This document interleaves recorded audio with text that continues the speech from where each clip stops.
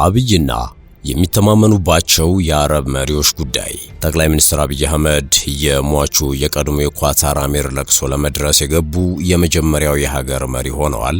ዝርዝሩ የጥንቅራችን ትኩረት ነው። የህወሓት ከፍተኛ ወታደራዊ አዛዦች በሱዳን ግጭት መገደላቸውን የሚጠቁሙ መረጃዎች ከሰሞኑ እየተሰሙ ነው። የኢትዮጵያ ብሔራዊ ባንክ የባንኮች የብድር ገደቡን ሙሉ በሙሉ አንስቷል። ይህ ምን ማለት ነው? እንመለከተዋለን። የትግራዩ መሰቦ ሲሚንቶ ፋብሪካ በመለዋወጫ ዕቃና በምርት ግብዓት ኬሚካሎች እጥረት ሳቢያም ሌላ ከባድ አደጋ ተጋርጦበታል። ጤና ይስጥልን። የሰዓቱ የመረጃ ጥንቅራችን እነዚህንና ሌሎች ወቅታዊ ጉዳዮችን የሚያስመለክታችሁ ይሆናል። እንደተለመደው እየሰማችሁን አብራችሁን ቆዩ።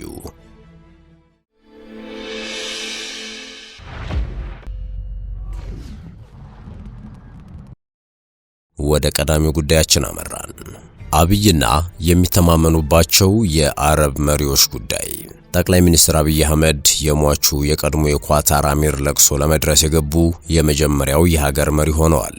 ጠቅላይ ሚኒስትር አብይ አህመድ የቀድሞ የኳታር አሚር ሼህ መሐመድ ቢን ኻሊፋ አልታኒ ከዚህ ዓለም በሞት መለየታቸውን ተከትሎ የተሰማቸውን ሐዘን ለመግለጽ ነው ዶሃ መድረሳቸውን የሀገሪቱ መገናኛ ብዙሃን የዘገቡት። ጠቅላይ ሚኒስትሩና ልዑካን ቡድናቸው ሐማድ ዓለም አቀፍ አውሮፕላን ማረፊያ ሲደርሱ በኳታር ትራንስፖርት ሚኒስትር ሼህ መሐመድ ቢን አብዱላህና በኳታር የኢትዮጵያ አምባሳደር ፈይሰል ኢብራሂም አቀባበል ተደርጎላቸዋል። ጠቅላይ ሚኒስትሩም የእሳቸው ማለፍ ለአፍሪካም ሆነ ለመላው ቀጠና ትልቅ ኪሳራ ነው ሲሉ የአሚሩ ህልፈተ ህይወት በተሰማ ጊዜ በማህበራዊ ሚዲያ ገጻቸው ላይ ባስተላለፉት የሐዘን መልእክት ገልጸዋል ሲል ስፑትኒክ ዘግቧል። ጠቅላይ ሚኒስትር አብይ በቅርብ ጊዜ በቀውስ ወይም ሀገራዊ ፋይዳ ያላቸው ወቅቶች ሲመጡ ለስትራቴጂካዊ አጋሮች ድጋፍና አጋርነት ለማሳየት ከፍተኛ የዲፕሎማሲ ጉብኝቶችን ማድረግን የውጭ ግንኙነት አካሄዳቸው አንዱ መለያ አድርገውታል። ባሳለፍነው መጋቢት ወር ኢራን ከፈጸመችው የሚሳኤልና የድሮን ጥቃት በኋላ በአካባቢው ውጥረት በተባባሰበት ወቅት ጠቅላይ ሚኒስትሩ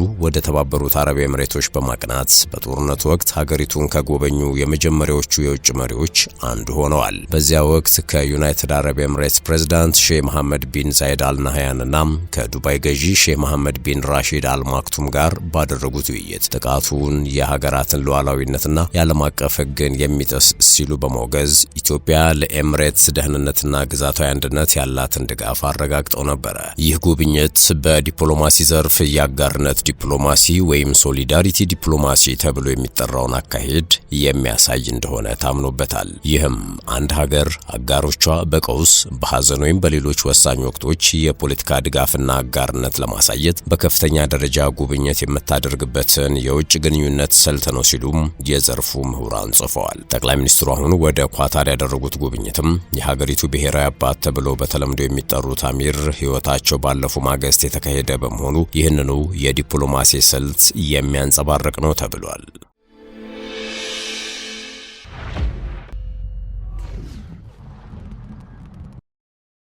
የህወሓት ከፍተኛ ወታደራዊ አዛዦች በሱዳን ግጭት መገደላቸውን የሚጠቁሙ መረጃዎች ከሰሞኑ እየተሰሙ ነው። ከኢትዮጵያ መንግስት ጋር ቅርበት ያላቸው የማህበራዊ ሚዲያ ምንጮች አርሚ 7 ተብሎ የሚጠራውና በሱዳን እየተዋጋ የሚገኘው የህወሓት ጦር አባላት በሱዳን እርስ በርስ ጦርነት በጀነራል አብዱል ፈታህ አልቡርሃን የሚመሩትን የሱዳን ጦር ኃይሎችን በመደገፍ በቤንሻንጉል ጉሙዝ ክልል አዋሳኝ የውጊያ ግንባሮች እየተሳተፉ መሆናቸውን የመንግስት ከፍተኛ ባለስልጣናት ይፋ አድርገው ነበር። ጠቅላይ ሚኒስትር አብይ አህመድም የስልጣን ዘመኑ በተጠናቀቀው የህዝብ ተወካዮች ምክር ቤት የመጨረሻው ስብሰባ ላይ ህወሓት የትግራይ ወጣቶችን በሱዳኑ ጦርነት እያሳተፈ ነው ሲሉ መናገራቸው አይዘነጋም። ከዚህ ንግግር በኋላ የህወሓት አርሚ 7 ከፍተኛ አመራሮች በሱዳን ውጊያ ላይ ያሉ መገደላቸውን የሚገልጹ መረጃዎች ናቸው እየወጡ የሚገኙት። በማህበራዊ ሚዲያ በተሰራጩት መረጃዎች መሰረት ከተገደሉት መካከል 5 ከፍተኛ የጦር አዛዦች እንዳሉ ተጠቅሷል። ሆኖም የአዛዦቹ ማንነት፣ የግጭቱ ትክክለኛ ቦታና ጊዜ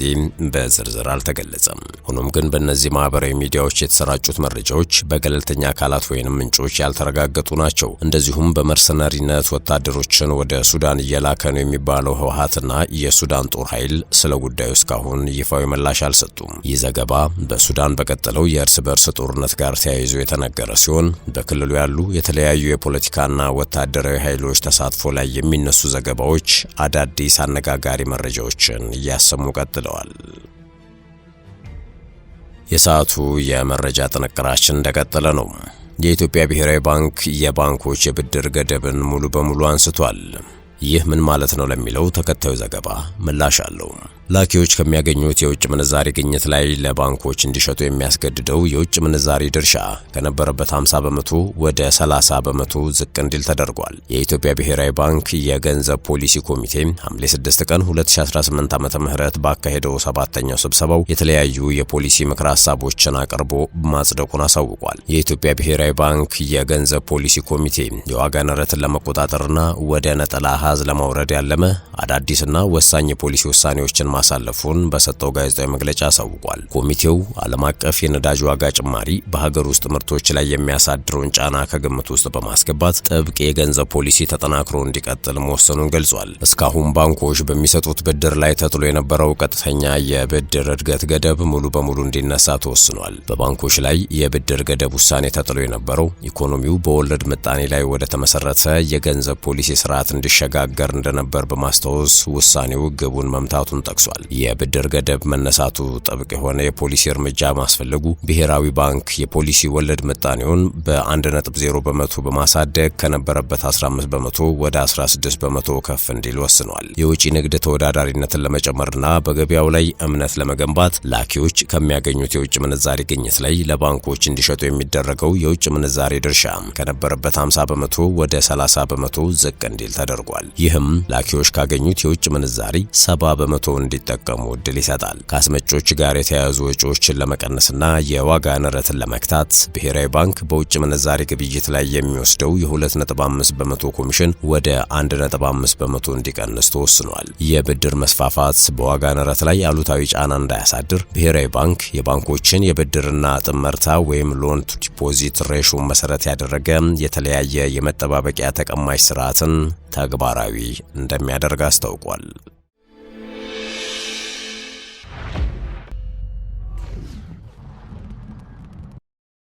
ወደ ሌላኛው ጉዳያችን አመራን።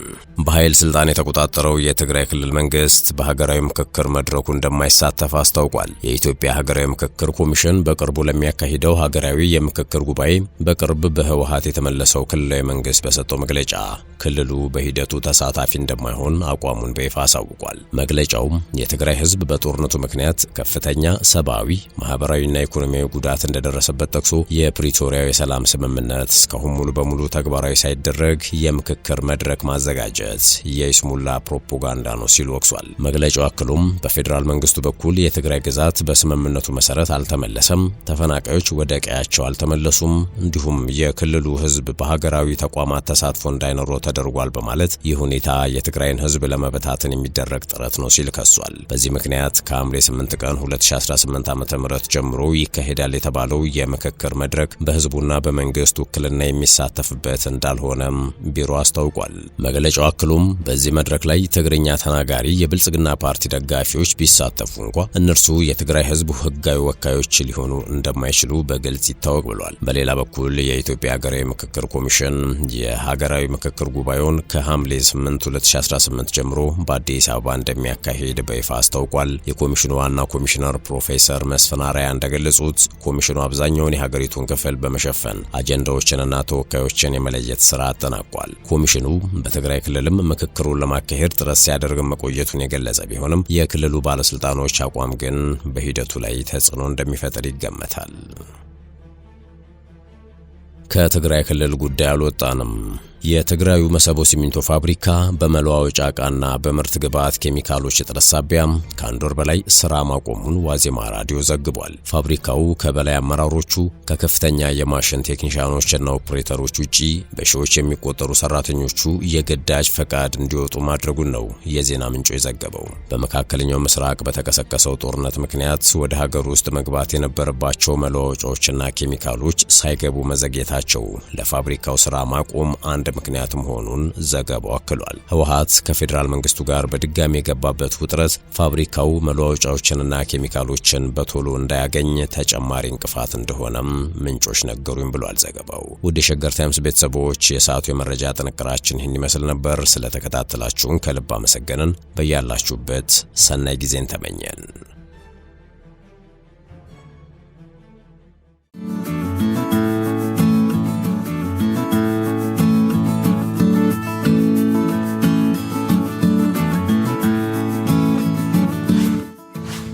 ሸገር ታይምስ ሚዲያን ሰብስክራይብ በማድረግና ደወሉን በመጫን ይከተሉን።